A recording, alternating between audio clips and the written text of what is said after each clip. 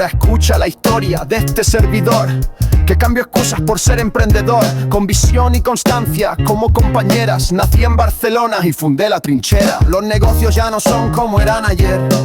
Si no te adaptas te van a joder.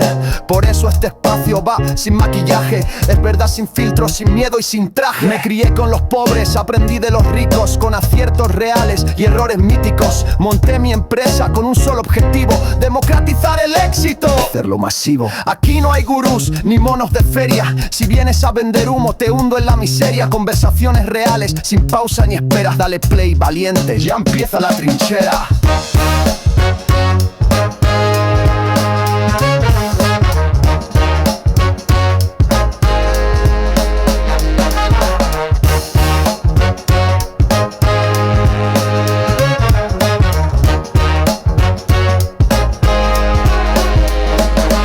Es un podcast bonito, es plomo en las frases. Es un campo de batalla sin mentiras ni disfraces. Aquí se habla claro, sin flor ni bandera. Bienvenido, soldado, esto es La Trinchera. Esto es La Trinchera. Esto es La Trinchera.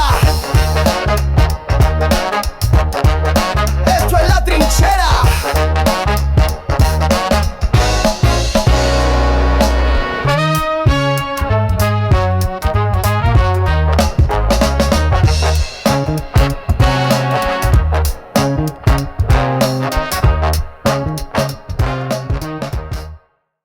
Muy buenas, bienvenidos a La Trinchera, el podcast de Factoría de Ventas. Un podcast en el que lamentablemente nunca podremos invitar a un funcionario porque nos dejaría tirados a mitad de podcast para irse a desayunar o a merendar. Este es un podcast de empresarios para empresarios. Y hoy es el primer episodio. Y para ello tenemos un empresario de éxito. Un empresario que, nada más asumir el cargo de CEO en su cadena de joyerías, cerró 5 joyerías en 4 meses.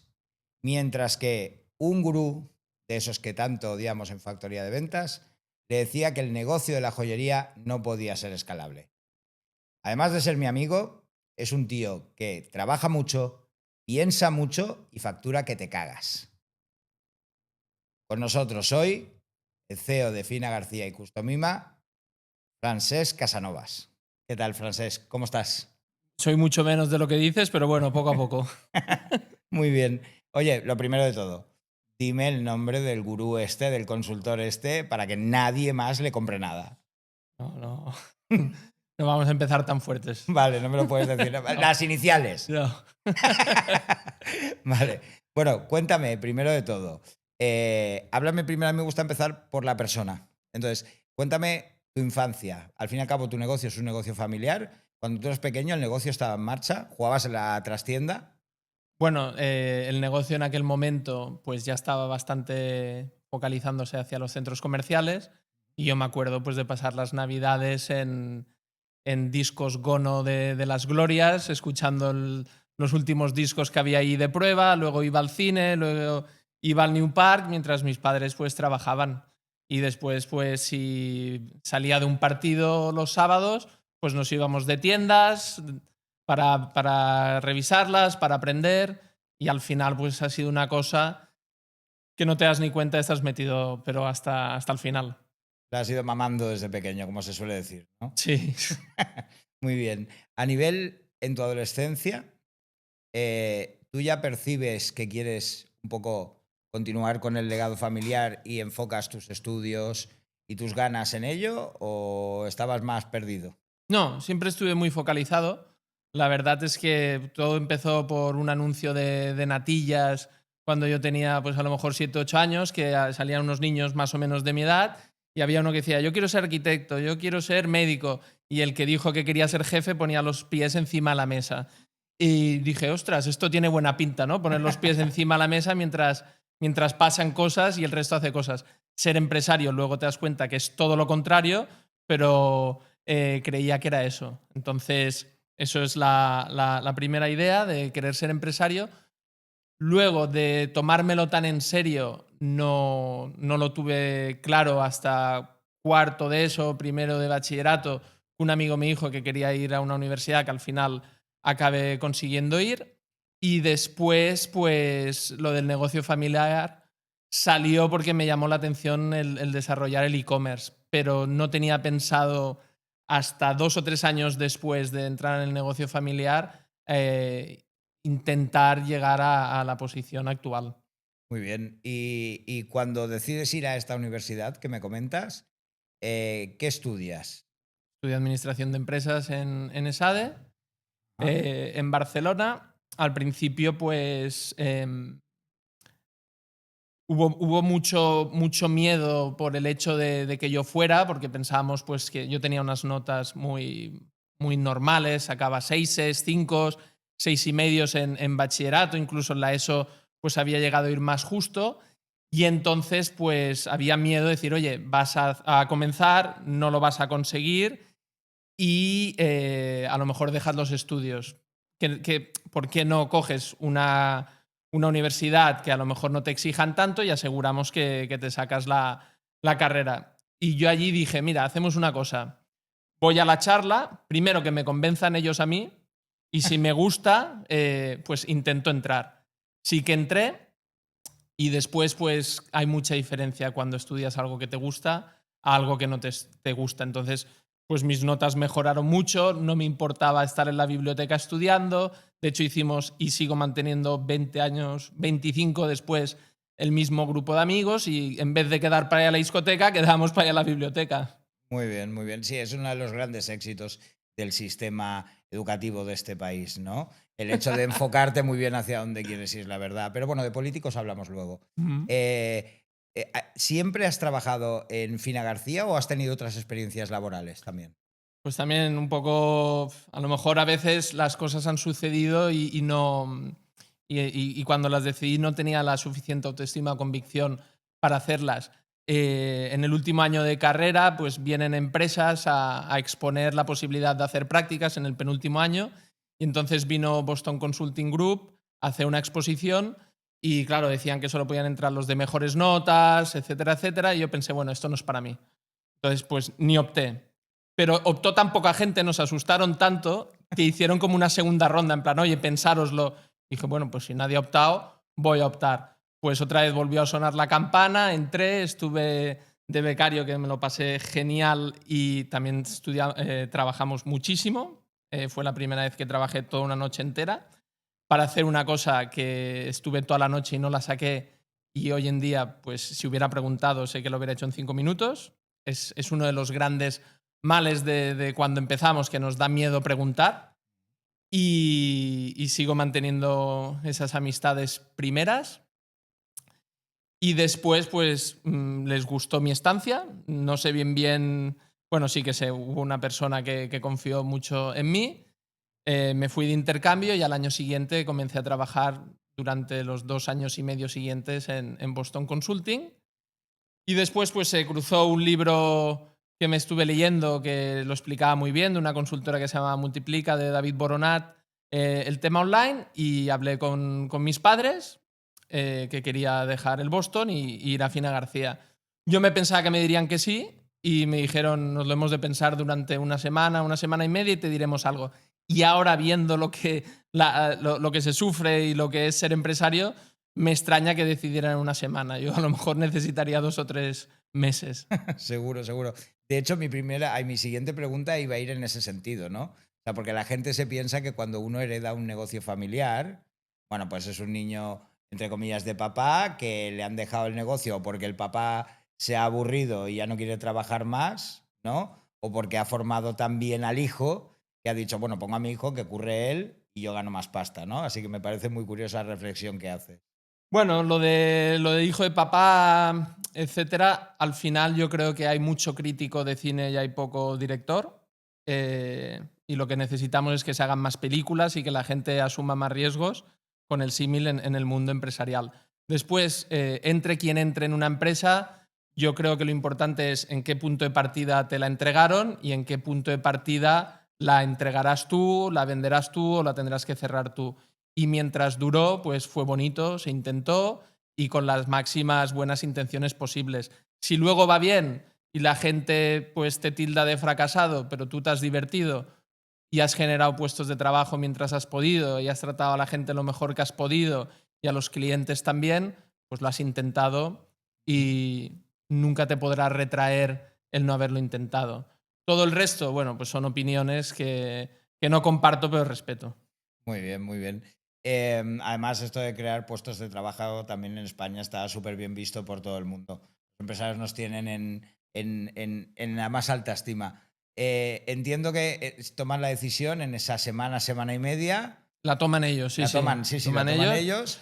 Te dicen, venga, Francés, adelante. Adelante en el online, porque yo era súper inocente y yo pensaba, digo, Buah, esto en 2 años lo petamos online y conseguimos que la mitad de la facturación sea online.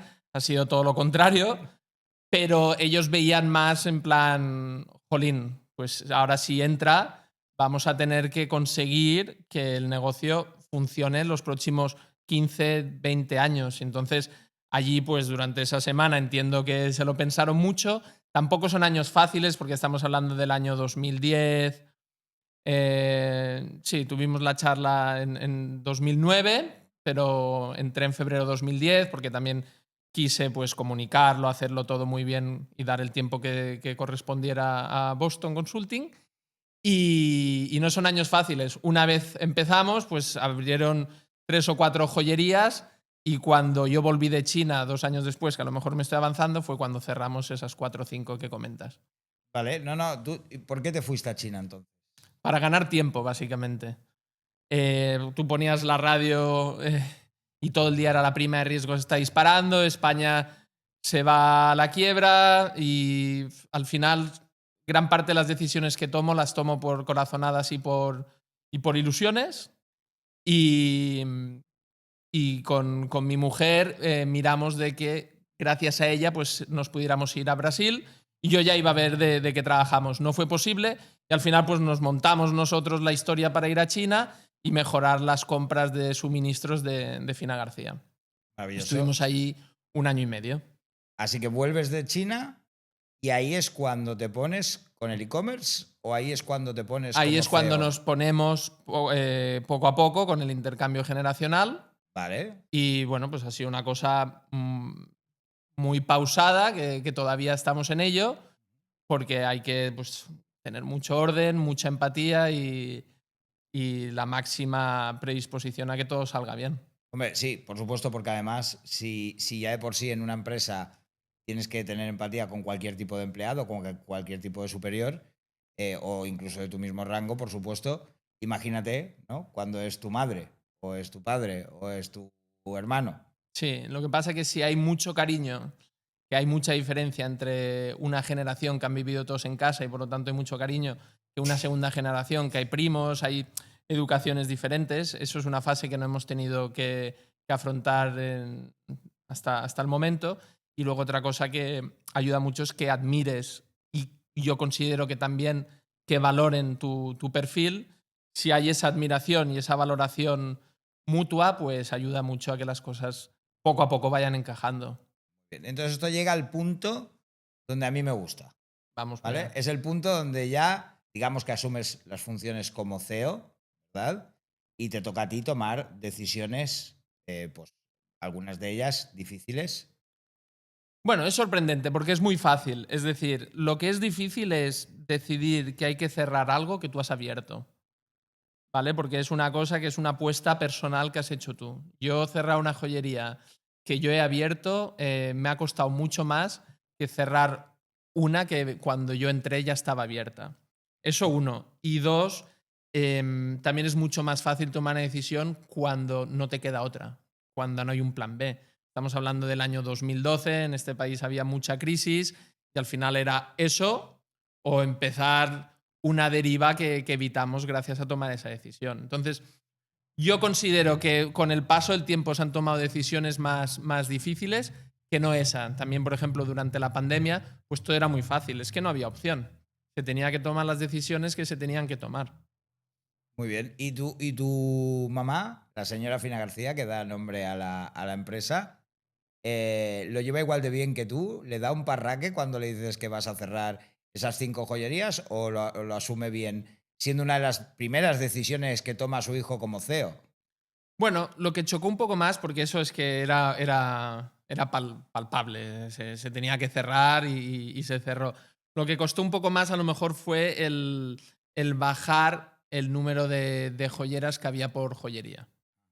Eso sí que chocó un poco más, porque claro, veníamos de una época del año 2007, 2008, con el boom inmobiliario, no había tampoco unas restricciones de compras en efectivo como hay en estos momentos, entonces había una alegría que te llevaba pues, a tener más personal contratado.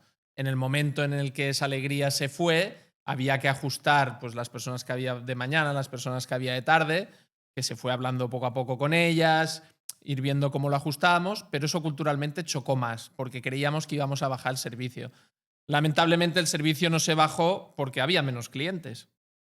Pues sí, ¿no? Y además está el componente emocional, ¿no? Gran parte de esa plantilla llevaría trabajando con Fina mucho tiempo y para ella seguramente sería un golpe duro a pesar de tener que tomar la decisión, en este caso tú como empresario, pero habría gente que llevaría mucho tiempo trabajando con ella y quizás, a pesar de que la situación era complicada, pues le tocaba la parte emocional, ¿no? A mí me ha tocado vivirlo y es fastidiado decirle a alguien que lleva mucho tiempo colaborando contigo y que no es que lo esté haciendo mal, sino que hay una circunstancia externa que te obliga a ello, es decir, oye, pues te reduzco las horas o simplemente no puedo seguir contando contigo. Pero salvo algunas joyerías que cerramos que estaban un poco más alejadas en Barcelona metropolitana y por lo tanto no se podían reubicar, se llegó a un acuerdo con las joyeras en ese momento. El resto que eran reubicables se reubicaron porque nosotros tenemos una media antigüedad de 7 años, 7 años y medio. A veces cuando voy a visitar alguna joyería y veo alguna joyera que llevo 2 años, en mi cabeza es que sigue siendo nueva. ¿Pero por qué? Porque no nos gusta hacer entrevistas, porque consideramos que es muy complicado encontrar un buen perfil. Entonces, nosotros como empresarios, lo que más nos interesa es que la gente que está a gusto y que nosotros estamos a gusto con ellos esté el máximo de tiempo posible. Estamos hablando de que si un futbolista, pues su plenitud es a los 26, 27 años, nosotros consideramos que una joyera pues empieza a funcionar muy, muy bien en perfiles generalistas. Luego hay excepciones a partir de los 43, 45 años, que es ya cuando tienen un conocimiento del sector y un asesoramiento buenísimo. Bueno, es una gran explicación y un muy buen KPI, ¿no? Para Fina García. El hecho de la baja rotación de personal. Esto no es algo fácil de conseguir. Yo soy de la misma opinión que tú. Y yo creo que esto es una idea que podemos aterrizarle a empresas más pequeñas, ¿no? Que tienen miedo de contratar perfiles porque quizás no tienen esa posibilidad económica tan clara y tienen un futuro más incierto. Al fin y al cabo, yo cuando hablo de contratar y alguien me pide alguna recomendación, yo ni mucho menos soy experto en recursos humanos, yo le hablo de mi caso en factoría de ventas, ¿no? Yo cuando he contratado a alguien, pienso que se le puede enseñar, que hay tiempo para enseñarle. Lo que tiene que tener es sobre todo actitud, por un lado, y por otro lado, no sé si coincides conmigo, esa afinidad a la cultura y a los valores de la empresa y del empresario. Es decir, por ejemplo, en mi empresa hay ciertas cosas que, como dice este famoso entrenador Simeone, no se negocian, ¿no? Que es el esfuerzo no se negocia, ¿no? Luego podemos fallar, somos seres humanos, tienes que aprender, no hay problema, te formamos, tanto internamente como externamente, pero el esfuerzo no se puede negociar. ¿Coincides conmigo? Sí, y el hecho de conseguir eso pues es con el paso del tiempo, con el ejemplo, ir poco a poco rodeando al equipo de gente que también se esfuerza, entonces todos vamos tirando hacia el mismo sitio, pero el concepto empresarial casi menos valorado a nivel general, yo creo que es la cultura. Es muy importante la cultura de la empresa y ser conscientes de que no se consigue de un día para otro, de que si la velocidad de crecimiento de la empresa es muy elevado, la cultura va a sufrir. Es un arte el poder conseguir una cultura en la que te sientas cómodo trabajando y que sienta bien a la empresa y a los clientes. Por supuesto, y creo que eso es función nuestra. Yo creo que es función de los CEOs, de los directores, de los responsables, de los dueños. Yo creo que esa cultura se emana de arriba a abajo, ¿no? Como has dicho tú, con el ejemplo, sobre todo. y no negociando los valores de tu empresa a cambio de euros o a cambio de cualquier otro tipo de cosa. Bueno, es que más que los valores de tu empresa, al final son los valores tuyos que acaban, ¿no? Es lo que dicen que los perros se parecen a sus amos, pues al final las empresas acaban siendo... Yo tengo un amigo que tiene una empresa de vinos y la empresa pues tiene una personalidad alegre, extrovertida, tal, y ¿cómo es él? Pues así. Tengo un amigo que tiene una empresa inmobiliaria, pues ¿cómo es la empresa? Ordenada, ejecutan bien, son unos máquinas, y al final los conoces a ellos y son así. Ujú. Entonces, al final, si quieres más o menos ver cómo acabará siendo una empresa, mira a ver quién la está gestionando y lo verás. Y a partir de aquí, me gustaría hablar un poco de casos de éxito y de fracaso de Fina García. Nos has contado una anécdota, ¿no? Aquello que tuviste que cerrar esas 5 tiendas en 4 meses durante la resaca de la crisis de 2007, 2008, 2009. Cuéntame 2 o 3 decisiones estratégicas buenas que tomaste o que has tomado. No hace falta que fuera entonces, puede ser antes de ayer. Bueno, como Fina García lleva casi 40 años, yo creo que también es bueno valorar lo que se hizo antes, que es lo que nos permitió a la segunda generación poder entrar. Yo prácticamente como gran éxito de la historia de Fina García lo atribuiría a mis padres en el hecho de que fueron muy valientes para de la noche a la mañana dar un giro total a la empresa y dejar de vender solo joyas de oro 18 quilates y prácticamente ser la primera empresa de España, incluso animando a los proveedores a que íbamos a ser la primera en vender joyas de oro también de 9 quilates. Entonces, eso fue no solo un éxito que nos permitió salir de la crisis y yo ese trabajo ya me lo encontré hecho, simplemente pues me sumé al carro y fue una decisión pues como cuando Laporta decidió que Flick tenía que venir al Barça. Son esas decisiones que es un golpe en la mesa y a partir de ahí te acercas al éxito. Y esa misma idea pues la hemos tenido otras veces, que allí sí que ya estaba yo decidiendo, como por ejemplo también ser de las primeras empresas hace ya 5 años en no solo vender joyas elaboradas con diamantes naturales, sino también con diamantes creados en laboratorio. Vale. Y por otro lado, hay veces que hablamos mucho de los éxitos, pero nos cuesta hablar de los fracasos, ¿verdad? Eh, para la audiencia que nos está viendo, que ha fracasado, como yo he fracasado, en un montón de decisiones, ¿no? Aquí siempre me gusta contar una anécdota que es la de Michael Jordan, que hizo 15 temporadas en la NBA y ganó 6 anillos, por lo tanto perdió más que ganó y lo tenemos considerado, y seguramente con razón, el mejor deportista de la historia o uno de los mejores. Cuéntame alguna decisión que digas, ¡fua, tío! Vaya cagada metí aquí y estaba convencido de que lo iba a petar. A ver, más que estaba convencido de que lo iba a petar, es decisiones que han tardado y que nos han llevado mucho más trabajo en conseguir que por lo menos no perdamos las orejas. Nosotros cuando hace 10 años, que ahora se cumple 10 años que fuimos a Madrid, pues nos pensábamos que como aquí en Cataluña vendíamos mucho, pues llegaríamos a Madrid y también funcionaría muy bien. Pues no, no. O sea, todo el trabajo que llevamos haciendo aquí en Cataluña, hay otras marcas que lo han hecho en Madrid. Hay unos clientes que están muy contentos con ellos y no vas a llegar tú y te van a poner la alfombra roja y vas a conseguir esos clientes. 10 años después empezamos a estar contentos, tuvimos 3 joyerías, ahora solo tenemos una, entonces de intentos que a la primera nos han fracasado, hemos tenido muchos. Después, tú has dicho que yo era el CEO de Customima, es Susana, mi mujer, pero yo he vivido con ella pues gran parte de la historia de Customima y ahora también, otra vez, 10 años después, volvemos a pasar una fase en la que estamos muy contentos, pero ha habido que pivotar mucho, ha habido éxitos, ha habido fracasos, pues porque ha habido una pandemia, el algoritmo de Instagram ha cambiado, entonces muchas veces hay fracasos, pero yo los mencionaría como fracasos temporales, que se pueden muchos pivotar si cuando haces la prueba, pues la haces contenida, haces una prueba piloto. Entonces, el gran fracaso para mí fue el pensar, el sobrevalorar Fina García en un territorio en el que Fina García no era conocida. Totalmente, estoy de acuerdo, porque al fin y al cabo que un negocio sea escalable como el tuyo, a pesar de que el consultor, aquel famoso, decía que no, sea real, no quiere decir que sea real en diferentes ambientes, en diferentes escenarios y con diferente cliente objetivo. Y hay que implantar muy bien. Y entonces una mala implantación te puede llevar a la conclusión, por ejemplo, de que te has equivocado cogiendo esa ubicación.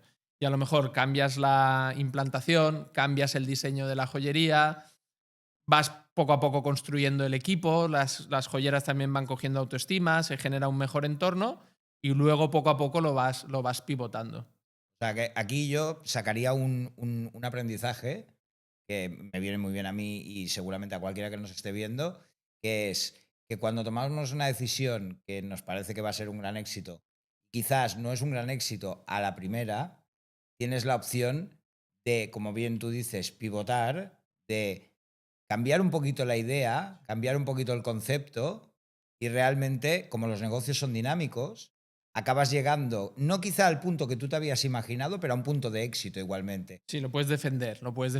Yo, por ejemplo, entré cegado en Fina García pensando que el online, entendido como un cliente que desde su casa compra online y se le envía, iba a funcionar y no funcionó. Y entonces al cabo de un año pivotamos, compramos unos iPads para cada joyería y el cliente con el asesoramiento de la joyera, desde la joyería, tipo catálogo online, seleccionaba la joya que quería, la pagaba en la joyería y lo que digo yo, si se ha de ir a quejar a algún sitio, sabe dónde irse a quejar, por decirlo educadamente. Muy bien, súper entendido, súper entendido. Vale, ahora vamos a hablar, si te parece bien, de escalabilidad. Pararme. Muy bien. Tómatelo, sírvete. Yo te voy diciendo, a nivel escalabilidad, que es una de las cosas que más valoro yo de Fina García, el hecho de haber convertido un negocio tradicional, ¿no?, como una joyería, en algo realmente escalable, que a día de hoy, si no me equivoco, tenéis 23 joyerías. Muchos empresarios quieren que su negocio sea escalable. No solo las startups, sino empresarios que ya están funcionando. Tú que has escalado muy bien un negocio, me gustaría que nos dijeras 3 cosas que consideras que tiene que tener una empresa para conseguir escalar. En la primera un poco la hemos estado mencionando, la implantación buena y el hacer el buen trabajo, no solo con el esfuerzo, sino exigiéndote pues como un nivel al que llegar, yo creo que es muy importante. Después, esa empatía para entender que si quieres escalar, no todas las cosas se van a hacer como tú quieres, ¿vale? Se van a hacer pues el 70% de como tú las harías o el 65%. Sí que es verdad que yo tengo una habilidad, pues que yo suspendía plástica, que no sé ni cortar un papel. Entonces, como soy bastante inútil en esas cosas, valoro muy bien la implantación de la mayoría de la gente. Entonces, eso, mi personalidad tiende a delegar, ¿no? Tengo otro amigo que dice que yo no trabajo. Y un poco es verdad, es decir, yo no trabajo, yo lo que hago es aguantar mucha presión. Entonces, también intentar bailar, que más o menos todo el mundo esté lo mejor contento posible. Y después, sí que es verdad que intento formarme mucho leyendo libros y de algún libro me doy cuenta que, sobre todo en España, si de 10 cosas hay una mala, nos focalizamos en la mala. Y poco a poco lo que estoy intentando es decir, oye, si tenemos 70 joyeras a tiempo completo, 90 joyeras como tal, y hay 2 o 3 pues que cuesta adaptarse o que no están a gusto o que no estamos llegando a una buena sintonía, no nos focalicemos en esas 2 o 3. O sea, hay 87 restantes que hay que felicitarlas y hay que estar orgulloso de que sigan en Fina García. ¿Quieres aumentar tus ventas por menos de €1 al día y dedicándole máximo 15 minutos diarios? Pues esto es para ti. Si eres una pyme, un autónomo o diriges un pequeño negocio y te preguntas cómo vender más sin invertir grandes sumas de dinero ni de tiempo, estás en el lugar adecuado. Por menos de €1 al día te damos estrategias simples y efectivas para aumentar tus ventas. Cada día te llegará un correo y un vídeo explicativo con una nueva estrategia que puedes adaptar a tu negocio. ¿Quieres más? El primer mes totalmente gratis. Y lo mejor, con solo un nuevo cliente o vendiéndole más a un cliente que ya tienes, recuperarás la inversión de todo un año. Así que deja de quejarte diciendo que quieres vender más tú que tu competencia. Suscríbete ahora y pruébalo gratis durante un mes. Haz clic en el botón y da el primer paso hacia un negocio más rentable. Te espero. O sea que, resumiendo, sería la empatía, Sí, la capacidad de focalizarse en lo bueno del negocio, sí. que estas, no me cabe duda, Y implantar bien. implantar bien. Pero cuando esta sí que me gustaría profundizar un poquito más en ella porque es un concepto un poco más amplio, ¿no? Implantar bien significa tener la capacidad de replicar de manera lo más fiel posible al negocio que ya está funcionando o de tener la capacidad de adaptación en las siguientes aperturas o réplicas. Bueno, es un poco todo. Em, Al final, para mí, implantar bien es que tú tienes una idea en la cabeza y de esa idea que es el 100% que tienes en la cabeza a lo que luego va a percibir el cliente, todo lo que se pierde de la idea que tenías tú y de lo que crees que va a pensar el cliente a lo que el cliente acaba pensando, ese porcentaje que se ha perdido, eso es la mala implantación. Entonces, con una implantación del 70%, pues oye, pues tienes un 7. Entonces, intentar un poco, dos frases que me gustan mucho es pensar mucho y gastar poco, porque al final, ¿no? Como decía Núñez, los fichajes de la portera los sabemos hacer todos. Y luego otra que es intentar lanzar pocas ideas, pero aquellas que lancemos que se implanten bien. Un poco lo que decíamos, ¿no?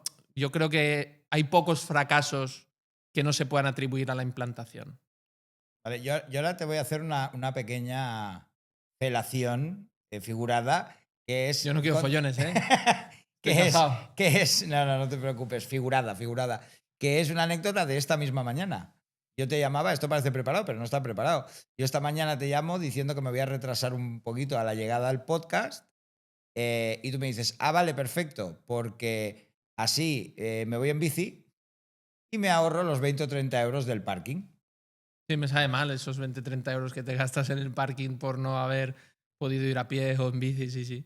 No, totalmente. Y esto casa mucho con la idea que has dicho de piensa mucho y gasta poco, ¿no? Sí, porque al final tirar de un super crack o tirar de una super agencia, bueno, ya vemos que a veces hay equipos que son capaces de pensar a largo plazo, de ir formando a jugadores poco a poco, de detectarlos cuando son económicos y luego los resultados pues son increíbles. No, totalmente. Y estoy muy de acuerdo con esto. O sea, muy de acuerdo. La contención en el coste es importantísima y base del éxito para cualquier empresa. Y en algún futuro podcast que haremos aquí, vamos a hablar eso como tema central. Hmm. Así que me parece muy bien que lo digas, porque hay empresarios y a mí esto me costó aprenderlo un tiempo, que no nos damos cuenta de esos gastos hormiga que se suelen llamar, ¿no? Que son pequeños gastos que van sumando, pero si tú los metes todos en una caja y cuentas el total, dices, ostras, lo que me he gastado aquí lo podría haber empleado en generar euros para mi empresa. Sí, y luego también hay los gastos hormiga. Pero bueno, son hormiga, que sí, que sumados se pueden hacer un escarabajo, pero luego hay pues el megagasto que es aquello de, buah, lo vamos a hacer increíble, y luego te das cuenta pues que a lo mejor para hacer una joyería contratas a un estudio que son apañados, que te dicen, oye, pues el suelo te lo puedo apañar, con lo que hay aquí y tal, la cristalera no hace falta cambiarla y, jolín, ahí no es un ahorro hormiga, es un súper ahorro. Muy bien, perfecto. Bueno, pues dame por último, dame algún consejo que no te dieron a ti cuando empezaste de CEO y que te gustaría que te hubieran dado. Bueno, pues luego lo he recibido, ¿eh? Luego lo he recibido porque yo supongo que al final pues acabas haciéndote amigos de otros CEOs y, y te dicen que lo que hay que tener al final es la piel dura. Y te das cuenta pues que las cosas hay que pensarlas para solucionar los problemas, pero todo lo que sea sobrecalentar la cabeza para que te nubles y dificulte el llegar a un problema, eso para mí es lo más importante. Y si yo puedo mejorar algo es que me falta hacer deporte para conseguir que mi mente esté más preparada. Estoy en una época un poco perezosa que tengo que salir de ella y hacer deporte porque al final la cabeza es un músculo y si al final del día llegas cansado, vas a empezar a tomar malas decisiones. Y sin contar el deporte, ¿qué truquito tienes para tener la piel dura? Como CEO. Bueno, este año han pasado algunas noticias a nivel que te das cuenta que en la vida lo más importante es que estamos vivos. Eso es lo más importante y todo lo demás es relativo, porque todo lo demás tiene solución. Y luego tengo un arma secreta que son mis 2 hijos. O sea, en momentos difíciles pues me he llegado a esconder con ellos en su habitación y se me ha olvidado todo y eso es la clave. Totalmente, totalmente. Bueno, yo no tengo hijos, pero sé lo que se siente porque tengo sobrinos. Dice que a quien Dios no le da hijos, tiene sobrinos. Vale, ahora que ya te he dejado tierno, ¿vale? Bebe, que ya te he dejado tierno. Ahora me voy a aprovechar de ti y te voy a empezar a zurrar. Venga, métele. ¿Vale? Yo cuando preparaba este podcast, a esta sección la he llamado la UFC, o sea, ya prepárate. ¿Vale? Tengo 3 preguntitas para ti para ir entrando en calor. Luego ya vamos con las que son más fuertes. ¿Vale? La primera es, aquí tienes que ser sincero, ¿eh? No vale mentir, aunque lo esté viendo tu esposa o lo que sea. Yo me imagino un chico que sus padres tienen una joyería, adolescente y tal. No me digas que nunca has utilizado Era el tema de la malísimo. joyería para ligar. O sea, rollo, mira, este colgante tiene una historia o cualquier cosa así. No me lo creo. Te lo puedes creer. O sea, la primera chica a la que le regalo una joya es a mi mujer. Sí, no, no. No, era muy malo en eso. Vale, ok. Si nos está viendo. No hay problema porque has quedado como un Pepe. ella lo sabe también, Vale. que era muy malo. Vale. La segunda pregunta es: ¿con alguna decisión que has tomado has conseguido enfadar mucho a la señora Fina García? No, ¿No? mi padre seguro que sí, pero mi madre no. Eso. Yo la conozco, la he saludado un par de veces, me parece una santa, ¿eh? Pero. Mi madre no. Mi madre se enfada más, por ejemplo, si yo estoy trabajando y viene que me quiere preguntar algo tal y digo, espera, que estoy trabajando, porque a veces tengo mucho que me focalizo y tal, se enfada más ahí que no por las decisiones que tome. O sea, me ha apoyado mucho. O sea, ahí es mamá, O sea, ¿no? más que apoyarme mucho, me ha cuestionado muy poco, por lo tanto me ha apoyado muchísimo. Vale, Muy fácil. Y la última pregunta es: cuando decidís abrir Customima con tu mujer. Bueno, es una suma de accidentes, ¿eh? Que si quieres te explico. O sea, no es una decisión de decir vamos a abrir Customima y vamos a tener 250.000 de followers en TikTok que ni existía. Eso es, oye, pues ¿por qué no personalizamos joyas? De golpe viene un pedido importante, ostras, esto empieza a funcionar, ¿por qué no hacemos una marca? ¿Por qué no hacemos una web? Y se fue liando durante 10 años y aquí estamos. O sea, que no lo hiciste. No había un plan. No había un plan. Es que no siempre tiene que haber un plan. No siempre tiene que haber un plan. O sea, tú lo haces, pues eso, porque tienes la corazonada, tienes la ilusión, oye, esto te puede gustar, pero no había el plan de que de golpe alguien iba a coger, iba a hacer un super diseño porque se podía personalizar, iba a pedir 12 y dijimos, ostras, qué diseño más guay, esto se puede vender para pedidas. Pues luego nos enteramos que era una joyera nuestra que lo hacía para la boda y eso fue desencadenando hasta el día de hoy. Pero ha sido una suma de accidentes. Es que lo de los business plans, mira dónde acabaron todos con el COVID. O sea, Sí. tienes que tener una línea, tienes que tener un propósito, pero luego, lo que decía, tienes que ser muy flexible de mente para ir cambiando. Aquí voy a intentar aterrizar otra idea porque uno de los propósitos de este podcast, tú lo sabes bien porque lo hemos hablado varias veces, es intentar aterrizar ideas de empresarios de éxito a pymes que están empezando o que quizás pues, llevan un tiempo pero no han conseguido ese despegue, ¿no?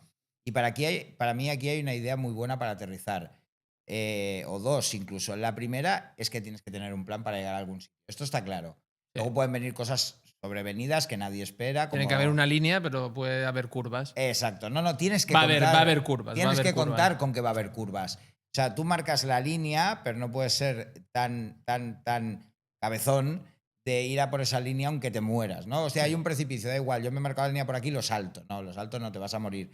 Lo importante, y que yo recomiendo a todos aquellos empresarios que están empezando, que son noveles, es, lo primero, ten un buen plan de negocio, ten un buen plan de ventas, un buen plan de marketing, un buen plan de recursos humanos, un buen plan financiero. Sobre Pero- todo hecho por factoría de ventas. Bueno, por factoría de ventas más vale que solo te haga el plan de ventas. Vale. Y el plan de marketing. Como te haga el plan de recursos humanos, vas a tener bastante más rotación de la que tienes tú. Pero sí, factoría de ventas hace unos planes de ventas maravillosos, hechos por mí. Me pongo la medallita. Pero luego también tener la capacidad de adaptarte al dinamismo del negocio y no tener miedo a eso que has escrito en un Word, reescribirlo. Bueno, es que al final, o sea, ejemplo de empresas cabezonas, tenemos Kodak, tenemos Xerox, tenemos Blockbuster. Entonces, ¿Y dónde están? ¿Y dónde están todas? por eso, es que la obligación constante en estos momentos, no de cambio, de evolución constante de la empresa, uno de los libros que me gusta mucho a mí es ¿Quién se ha llevado mi queso? Es que esto está pasando cada día. O sea, te están moviendo el queso cada día. Customima, hubo una época que funcionaban las influencers, hubo una época que funcionaba Facebook, luego Instagram, ahora tienes que estar en TikTok, TikTok Shop. Es que es constante, te están moviendo el queso constantemente. Totalmente. Vale, pues ahora ya la sección UFC ha acabado, pero ahora viene los 5 minutos malos. Vamos para allá. ¿Vale? Ahora vienen ya las preguntas incómodas. La primera, ¿a qué político o política te daría más miedo dejar en sus manos el puesto de CEO de Fina García? Difícil, ¿eh? A Pablo Iglesias. A Pablo Iglesias, ¿por qué? Pues porque considero que su enfoque para implantar a la realidad lo que hace falta en una empresa no se ajusta a lo que realmente funcionaría. Muy bien. ¿Y qué empresario? Te hago la pregunta un poco contraria, pero no ya con Fina García, sino ¿qué empresario de este país, perdón, qué político, no qué empresario, qué político de este país crees que si montara una empresa le funcionaría bien? Pedro Sánchez. ¿Por qué? Porque a pesar de que discrepo con él en muchas cosas, pues ha afrontado unas dificultades que nunca antes ningún presidente en democracia en España había afrontado, como una pandemia o todos los problemas de imagen que está teniendo, etcétera, etcétera, pero él piel dura y pa'lante. Y al final lo de la piel dura es clave. Es clave porque te permite ser cabezón y sigue y dale y dale y dale. Entonces, esas personas, ¿no?, que tienen un fracaso y abandonan, han dejado inacabada la parte de la piel dura. O sea, hay que seguir, pivotando, buscando. Y es un ejemplar de supervivencia total. Y en las empresas hay que sobrevivir. Total, aquí hay un símil muy, se me ocurre ahora, un símil muy claro de la piel dura y la supervivencia, ¿no? Es un cocodrilo. Son los animales más antiguos de la Tierra, son los que tienen la piel más dura, los que han conseguido sobrevivir y adaptarse a un montón de cambios que ha habido en la Tierra, ¿no? Además, yo creo que a este señor, como no solo tiene la piel dura, sino que tiene la cara dura también, pues eso también le ayuda. Pero bueno, porque no se pone ni medio rojo cuando sale a decir depende qué cosas. Luego, esta es sobre políticas. Si no estuvieras casado, felizmente casado, ¿a qué política le regalarías un anillo de Fina García de compromiso? Ahora mismo a Yolanda Díaz para que no implante las 37 horas y media. Pero como contraprestación. Como contraprestación, sí, porque creo que lo que hemos de trabajar primero es en mejorar la productividad del país y que esa mejora de productividad del país acabe en mejoras salariales. Porque la gente al final lo que quiere es tener más dinero. No considero que la gente quiere trabajar media hora menos cada día. O sea, al final considero que la gente quiere tener más dinero para tener un mejor ocio o unas mejores compras. Esa es mi opinión. Entonces, intentaría poderle explicar a través de ese anillo que me diera 2 minutos para intentarle explicar que primero hemos de mejorar la productividad entre todos. Seguro. Porque un inciso. Aquí parece que solo hay dos bandos, ¿no? Los empresarios y empresarias y los trabajadores. Y lo que digo yo es que estamos todos en el mismo barco, que es mantener todos nuestros puestos de trabajo, que son nuestras fuentes de ingresos, y que a veces algunos políticos parece que nos intentan dividir, cuando a lo mejor lo que tendríamos que hacer es entre todos girarnos y empezar a preguntar a ellos, que son la tercera parte. Tenemos políticos, tenemos empresarios, tenemos trabajadores, ellos qué pueden hacer para mejorar nuestras vidas. Pues sí, yo creo que de hecho su negocio está ahí. su marketing está ahí, ¿no? Ellos dentro de su plan de ventas y su plan de marketing está el divide y vencerás. Puede ser, porque eso es lo que parece. Y unos somos rojos, unos somos azules, por decir dos colores, me da igual, puedes poner el verde, el amarillo, el que quieras. Y realmente yo creo que todas las personas, desde un trabajador con un sueldo base pequeño hasta un CEO que tenga un sueldazo, al fin y al cabo queremos prácticamente lo mismo en la vida, que es tener salud para nosotros y nuestros seres queridos, un buen sistema sanitario, tener educación para nuestros hijos, los que tenéis hijos o yo que tengo sobrinos. Queremos tener una buena calidad de vida, como se llama, ¿no? Es decir, ostras, que no tener que estar mirando la cuenta corriente si me apetece irme a cenar con mi chica el 27 de un mes. Y esto deberían quererlo todos los políticos. Y yo creo que no lo quieren porque nos quieren divididos. Es más fácil enfrentar al empresario con el trabajador, que como tú bien has dicho, que todos nos juntemos y nos enfrentemos con ellos, ¿no? Que es algo que yo creo que hace tiempo que ya hace falta. Hace falta que les cantemos las 40 todos. Bueno, o que les preguntemos si pueden ayudarnos a contribuir a la mejora de la productividad, porque al final la única manera de relanzar una economía es la mejora de la productividad. Es decir, otra vez es lo mismo. Pensar mucho y gastar poco. Trabajar muy bien y tener recursos con esa productividad para destinar en el crecimiento del país. Y no el crecimiento por el crecimiento, sino para retribuir en salud, en educación y al final en felicidad. Totalmente de acuerdo, Fran. Vamos a hablar de otro tema que me gusta mucho. Estás flojo, ¿eh? Tampoco me estás presionando mucho, ¿eh? Bueno, vale, ok. Pues venga, vamos con la siguiente. Métele, hombre. En España, ¿presión fiscal o prisión fiscal para los empresarios? Está siendo muy, muy difícil. Está entre la E y la I, ¿eh? Está muy difícil. Está muy difícil. ¿No te decides por ninguna de las dos? Acercándose en estos momentos a la prisión ya. A la prisión fiscal. ¿Crees que todos estos impuestos que nos ponen, yo digo a los empresarios, pero no solo a mí me encantaría que los trabajadores vieran sus nóminas, pero que vieran lo que pagamos y todo lo que le quita el Estado al trabajador, porque nosotros ese dinero se lo pagaríamos igual a ellos. Su puesto de trabajo valdría mucho más, cobrarían mucho más. A mí aquí un poco lo que me preocupa es que estamos tendiendo hacia un modelo de exigir mucho a las empresas y entonces estamos pidiendo que salten, que trabajen mejor y muchas lo estamos intentando, o todas lo estamos intentando, pero por el camino se quedarán o nos quedaremos pues empresas medianas, empresas pequeñas, que creo que es una lástima que se pierdan. Yo, por ejemplo, en el ámbito que más conozco, que es el del comercio, pues el comercio es vida, el comercio da seguridad a las calles, da una cercanía, da una singularidad, que al final si tendemos solo a montar un sistema fiscal en el que solo van a sobrevivir las multinacionales, es peligroso porque vamos a perder pues todos esos ámbitos, porque al final pues ellos tienen una omnicanalidad muy buena en el que con 6 locales en Barcelona ya cubren, vamos a tener muchos locales cerrados. Entonces ahí exigir mucho a las pequeñas y medianas empresas es peligroso porque su desaparición puede dar con un modelo de más como americano de multinacionales. Yo no digo que den facilidades, porque al final pues, es un poco pues, un capitalismo actual que está compitiendo con China. Pues la globalización es lo que tiene y todos tenemos que jugar con unas normas que nos presionen, pero de ahí a ahogarlas hasta el punto en el que solo nos quedemos con multinacionales es peligroso. Hay que balancear esa situación. Hombre, piensa que con el nuevo sistema para los autónomos, de cuota de autónomos, 2030, un autónomo que tenga de beneficio 3.000 euros al mes pagará 1.200 de impuestos.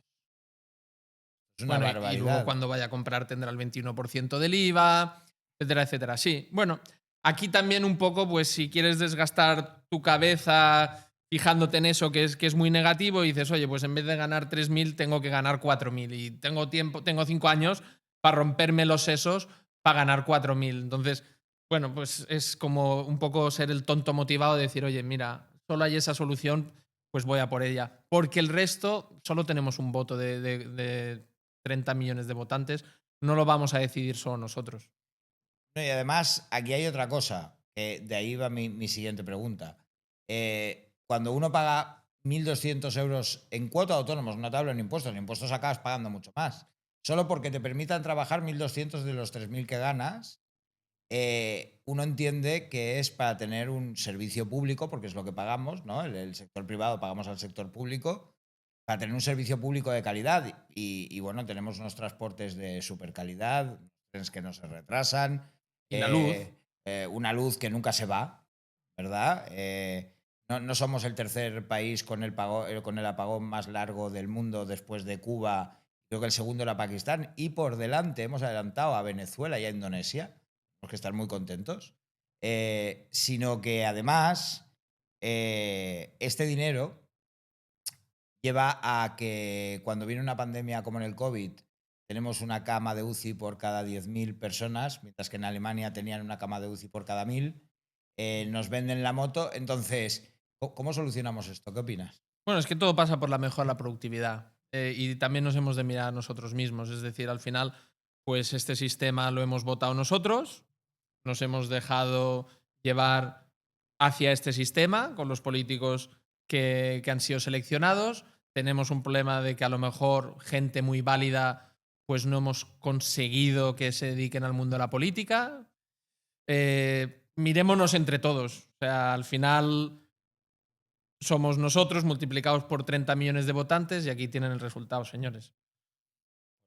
La has cerrado súper bien, la parte de mi entrevista. Lo habíamos hablado. Normalmente esta va a ser siempre una sección que vamos a hacer conjuntamente, que cuando venga un invitado le vamos a poner los 5 minutos malos. En este caso han sido un poco más de 5, pero bueno, no importa. Y yo te dije que para ser justos, yo quería que me hicieras 2, 3, 4 preguntas, las que tú quieras, donde me aprietes tú a mí. A ver si es verdad y tanto que decías, me aprietas tú a mí más de lo que yo te apretaba de ti. Adelante. Mira, vamos vamos a... Espera, permiso, ¿eh? Me voy a poner en situación. Métele al vodka. Más que nada que a mí se me va la lengua muy rápido y a ver si voy a rajar más de la cuenta. No, ¿qué quieres sacar de este podcast que comenzamos hoy? Pues mira, quiero sacar 2 cosas. La primera es que yo desde que monté mi empresa, y suena un poco naif, pero es cierto, quiero ayudar a otras empresas a prosperar. Porque creo que el tejido empresarial de este país, precisamente por lo que hablábamos anteriormente, ya hay bastante gente que quiere o que le interesa de alguna manera destruirlo o complicarle la vida, ¿no? Y yo creo que viviendo historias de empresarios de éxito tienen más posibilidades. Y la segunda, para no ser hipócrita, es ganar dinero. Bien ahí. Claro, Ahora está siendo... Yo no monto esto, no pinto al señor este de Pero rosa. lo debe firmar, ¿eh? Sí, luego lo firmamos. No pinto a la escultura esta que cuesta un dinerito de rosa, ¿no? Solo por ayudar a los demás. Si no tendría una ONG, no tendría una empresa. Sí que es verdad que es una empresa con un propósito, ¿vale? Y es un propósito de ayudar sobre todo a las pymes, a las pequeñas y medianas empresas, porque las empresas multinacionales, como tú has dicho tú, y muy grandes, ya tienen otras capacidades. Y por otro lado, por supuesto, ganar dinero, porque mi objetivo en la vida, para eso he montado una empresa, es prosperar y ganarme muy bien la vida. Y si puedo, si ya estiramos esa pregunta, jubilarme lo antes posible. Porque yo prefiero estar charlando aquí contigo, tomándome algo, que trabajando delante del ordenador, por ejemplo. Bien ahí. Y ya sabes que a mí me gusta mucho el concepto de vaca púrpura, hacer las cosas diferentes. Yo tengo ahí un pequeño resquemor. ¿Por qué te acojonaste cuando te propuse que hiciéramos preguntas a los invitados y si no acertaban les tirábamos harina? ¿Eso lo haremos o no lo haremos? Yo tengo... Esa es muy buena, esa me ha encantado. Pero al final hemos pintado el David, que está rupturista, pero aquí hemos de tirar harina o rapar a alguien, hacer algo heavy, ¿no? Ahora que no nos ve nadie.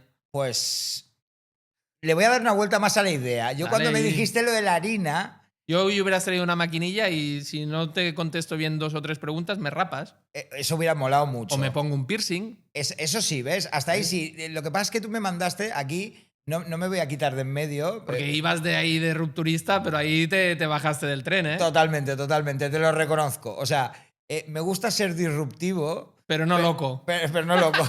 Y la primera idea que me lanzaste, además me acuerdo del WhatsApp, justo venía de comprar los sofás estos tan chulos donde estamos sentados. Un poquito de harina. ¿Eh? Claro, y yo pensé, hostia, voy a tener que comprar un sofá por episodio. No me salen los números. Bueno, tío. si la audiencia es potente, a lo mejor sí. Por eso, por Claro. eso, ahí es a donde iba yo Lo que es antes. primero, el huevo o la gallina. Susana, mi mujer, dice una cosa. Si tú no inviertes, los clientes tampoco van a invertir. Tienen que ver que nosotros invertimos. Totalmente de acuerdo. Pero lo de la harina no, vamos a valorar otro concepto, que no nos carguemos los sofás, que me molan Bien un ahí, montón, bien ahí. ¿vale? Una rapadita. Una rapadita, un piercing, un tatu en la cara, lo que Piercing sea. patrocinado por Fina García. Perfecto, perfecto. Me parece súper bien. El que quiera venir aquí a hacerse un piercing se lo hacemos gratis, pero si nos contesta las preguntas que queremos. Perfecto. Vale, dale. ¿Tienes alguna más? Yo creo que te he metido fuerte ya. ¿Sí? Te dejo descansar. Está bien, vale, perfecto. Oye, pues muchísimas gracias. Primero, por ser nuestro primer invitado. Y segundo, por este proyecto que iniciamos juntos. Muy bien. Y que espero que le guste mucho a la gente. Genial. ¿Vale? Muchas gracias, Fran. Seguimos. Vale, vamos a pintar, a firmar el... ¿El tacker? Lo tengo aquí preparado. Tú mismo. ¿Me salgo de en medio para ti? Sí. Vamos a darle aquí.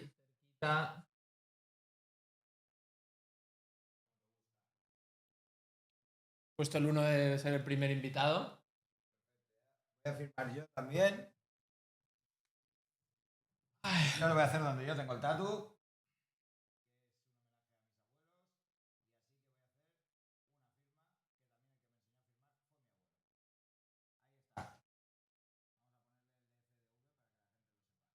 Vamos, Ole. esta escultura valga millones. Pues nada, Fran, de nuevo muchas gracias. Y seguimos. Y seguimos grabando.